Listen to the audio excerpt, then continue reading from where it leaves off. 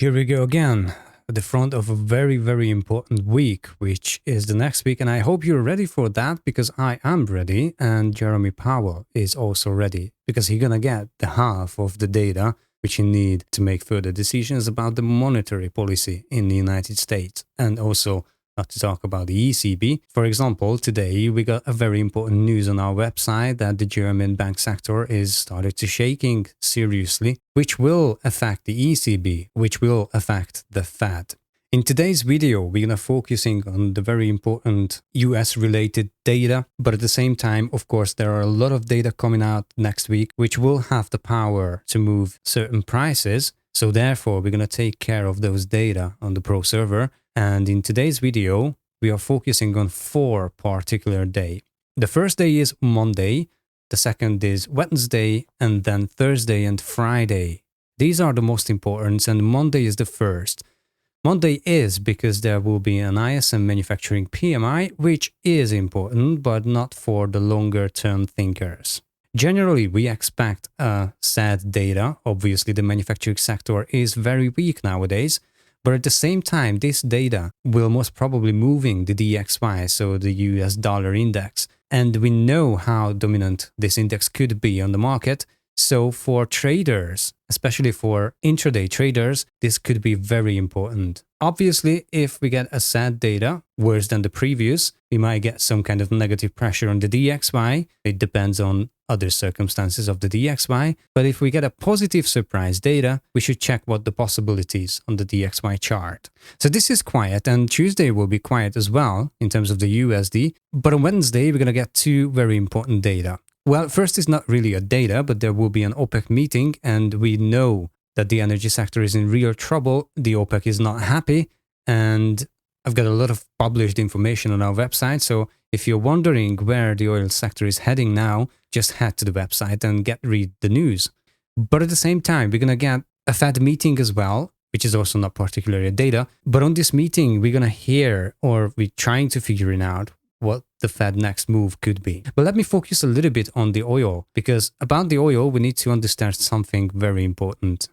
There are 3 main players in the energy sector. The first is the producer, the second is the distributor, and the third one is a consumer. That's supposed to be us. Obviously, the producer is not very happy right now, which is not surprising, as we hear a lot of complaint by the OPEC. The distributor is somehow a little bit happy because the producer haven't got the price. It wants to make sure that their business is stable, but the distributor's business is actually very stable because they still charging the consumer with a lot of money. If the producer will be angry enough to achieve that the oil prices can actually rise in the next several weeks, then the distributor will indeed rise the price, so the consumer will be double not very happy. There is a couple line on the oil chart, but we need to take care of it today. The first is the white line at $80, which is the published OPEC average target. This is 80, but that doesn't mean at 80 we have to stop. Obviously, we can go up and obviously we can go down, but we need the average at $80. But because we are way lower nowadays for the last couple of weeks, well, not couple, but quite a few, then we need to go above, way above, in order to get the average to $80. But the upper average is $85.8. If we go above and staying above, that means that the energy sector could suffer really, really badly. However, the low limit of the OPEC is $70. If we go below $70 and we stay over there, that means the OPEC might do some kind of steps which could have very serious consequences on the energy market, on the distributor, and of course on the consumer as well. We already hear from the OPEC that they try to do something. They try to place pressure to the distributors, but we don't know how successful it is because obviously we don't see the signs just yet. So this is the reason why the OPEC meeting will be very important on Wednesday, because we might get some kind of information, some kind of answer what the next step from the OPEC is. But then we're going to get Thursday, and among the other very important data, we will get employment data from the United States and services PMI data as well. Now, these 2 is very important together at this time. Very interestingly, we're going to get on the same day, so we can read easily. The reason why is very important together, because if the services PMI go below 50 as well, and the manufacturing PMI stays below as well, this means that we're going to get the unemployment rate very, very, very high. So first of all, this day we're going to get only the unemployment claims, and then on Friday, the unemployment rate. Technically, the employment sector is depending on the services right now. So that's why the services PMI gets the most attention, at least of mine. But there are positive consequences and negative consequences of this. The Fed will be happy if the finance services and the ISM services PMI also goes below 50, because that means the Fed can achieve a higher unemployment rate a little bit faster than it was planned. So the monetary policy change could get a little closer. This is good for the economy. I mean, obviously it's not good at the moment, but for the long term, the quicker we get to the bottom, the quicker we can stand up. And this is why it's actually not a very bad data if we get the services PMI below 50. Now, the negative consequences are the first place that the US government might admit the recession. Well, this is negative because some of the people might get panic a little bit and start to think about, oh my God, this is recession. What should I do? And maybe people are going to get some kind of panicky reaction, selling stocks and buy everything up on the shops, what we experienced in 2022 as well. But at the same time, we're going to get higher unemployment rate. And the higher unemployment rate makes people unable to pay. Unable to pay, for example, their own loan. And in countries like United States and United Kingdom, loan is a very important part of the life. Almost everything is about loans. Anything we buy in these two countries is going for loans. And if that sector crashes, you can imagine what could happen. We saw that in 2008 as well. So, very important. They are coming together and we're going to get the right consequences on the pro server, that's for sure.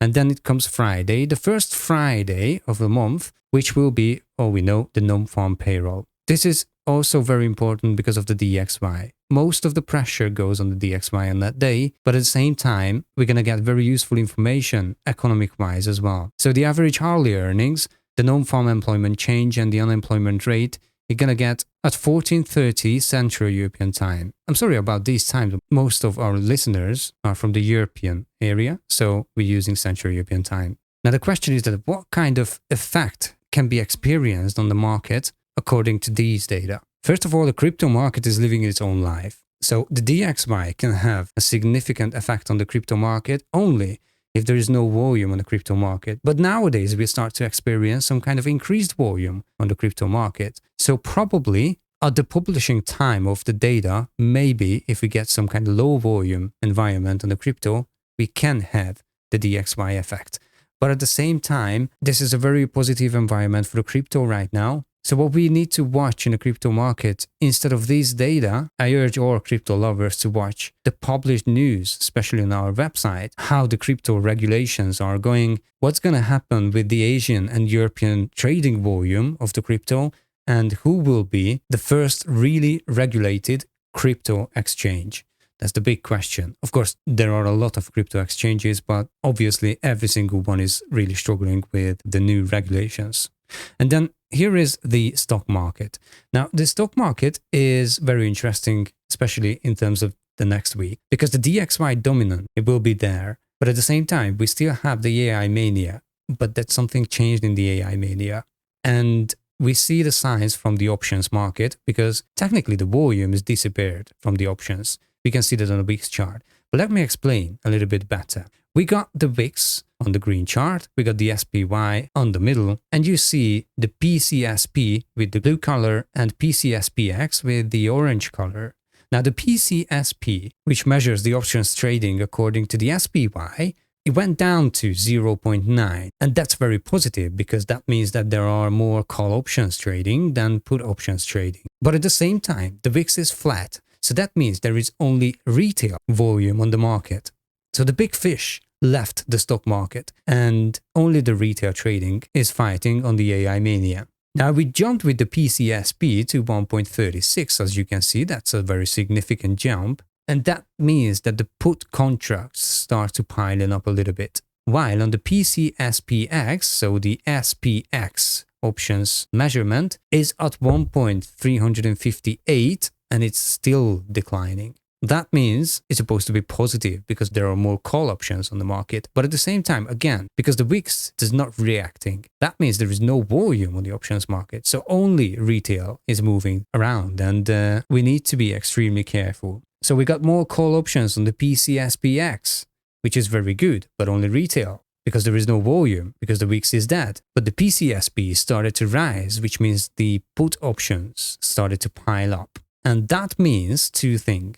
One, if the VIX start to rise again, that means the big fish is back and they are selling. But if the VIX does not move, it means we can keep continuing buy scalping the stock market because retail trading is only there, but it's still strong enough to raise the prices further as we don't have contra trading. So that's kind of positive, and I'm really excited about this because both of the situation is perfect for me, obviously. But the third and the main market sector could get affected by next week's macro data is the Forex market.